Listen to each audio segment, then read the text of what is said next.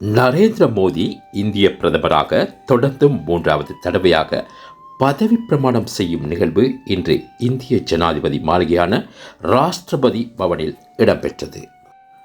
புதுடில்லியில் இடம்பெறும் இந்நிகழ்வில் கலந்து கொள்ள வெளிநாட்டு தலைவர்கள் பலரும் வருகை தந்திருந்தனர்.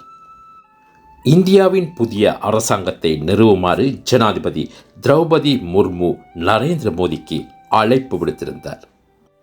பிரதமரும் அமைச்சரவை உறுப்பினர்களும் பதவி பிரமாணம் செய்து கொண்டார்கள்.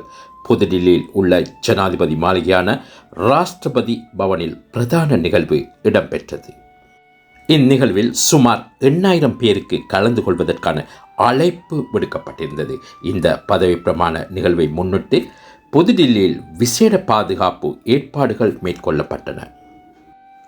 அயலவர்களுக்கு முன்னுரிமை என்ற கொள்கைக்கு அமைய இந்த நிகழ்வில் கலந்து கொள்ள முதலில் அழைப்பு கிடைத்த வெளிநாட்டு தலைவர்களான இலங்கை ஜனாதிபதி ரணில் விக்ரமசிங்க, பங்களாதேஷ் பிரதமர் ஷேக் ஹசீனா, நேபாள பிரதமர் புஷ்ப கமல் தால், மாலைத்தீவு ஜனாதிபதி முகமட் முயிசு, பூட்டான் பிரதமர் ஷெரின் தொப்கே, சிசெல்ஸ் துணை ஜனாதிபதி அகமட் அசீவ், முர்சி தீவுகளின் பிரதமர் பிரவீன் குமார் ஜக்நாத் ஆகியோரும் இந்நிகழ்வில் கலந்து கொண்டார்கள்.